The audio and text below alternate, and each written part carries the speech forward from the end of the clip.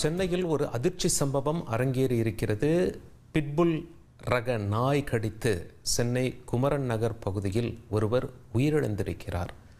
நடந்தது என்ன என்பதை செய்தியாளர் சாலமனிடம் கேட்டு பெறுவோம். சாலமன், ஏற்கனவே இந்தியா முழுவதும் தெரு நாய்களுக்கு எதிரான மனநிலை மக்கள் மத்தியில் வந்துவிட்டது. காரணம், கடித்து குதறுகிறது, ராபிஸ் நோய் வருகிறது, குழந்தைகள் பாதிக்கப்படுகிறார்கள், பெரியவர்களையும் தெருநாய்கள் விட்டு வைப்பதில்லை.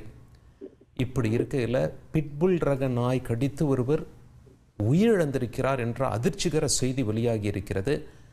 சம்பவம் நடந்தது எப்படி, எங்கு நடந்தது, என்ன நடந்தது? சென்னை ஜாஃபர்கான் பேட்டையை சேர்ந்தவர் கருணாகரன். வயது 48 ஆன நிலையில இவரது காலில் கடந்த 6 மாதங்களுக்கு முன்னதாக அடிப்பட்ட நிலையில இவர் சிகிச்சை பெற்று வரும் நிலையில சமையல் வேலைக்கு மட்டும் சென்று வந்திருக்கிறார். இதே போலத்தான் நேற்று மதியம் ஜவஹர் என்பவருடன் சமையல் வேலைக்கு சென்று விட்டு இன்று வீட்டின் வாசல்ல கருணாகரன் அமர்ந்திருக்கிறார். அப்போது திடீரென அங்கு அமர்ந்திருந்த கருணாகரை அருகில் இருக்கக்கூடிய ஒரு நாய் ஒன்று திடீரென கருணாகரனை தொடை, உடல் உள்ளிட்ட பல்வேறு இடங்கள்ல கடித்து விட்டு தப்பி சென்றிருக்கிறது.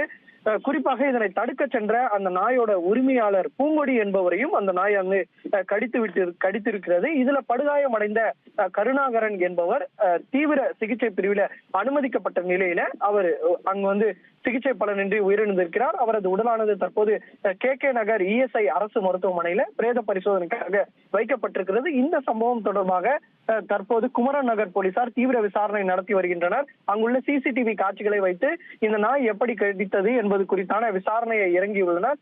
மேதேனும் அந்த நாய்க்கு ஏதேனும் தொடர்ச்சியாக ஊசி ஏதேனும் செலுத்தப்பட்டு வந்திருக்கிறதா அல்லது வேறு ஏதேனும் பிரச்சனை உள்ளதா உள்ளிட்ட பல்வேறு கோணங்கள்ல இந்த விசாரணை மேற்கொள்ளப்பட்டிருக்கிறது. இது தொடர்பாக மாநகராட்சி அதிகாரிகளுக்கும் தகவல் கொடுக்கப்பட்டிருக்கிறது.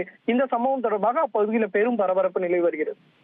சாலமன், இப்ப கோர்ட்டே உத்தரவு போட்டா கூட தெருநாய்களை முகாம்களுக்கு மாற்றணும் அப்படின்னு சொல்லி சிலர் குழுக்களாக எதிர்ப்பு தெரிவிக்கிறார்கள். நாய்களை முகாமுக்கு கொண்டு போகக்கூடாது அப்படின்னு சொல்லிட்டு இது போன்ற பயங்கர சம்பவங்கள் அரங்கேறுகிறது. அதுவும் நம்ம சென்னையில் நாய் கடித்து ஒருவர் உயிரிழந்திருக்கிறார். நாய்களுக்கு ஆதரவாக வரும் அவர்களின் மீது பொதுமக்களுடைய எண்ணம் என்னவாக இருக்கிறது?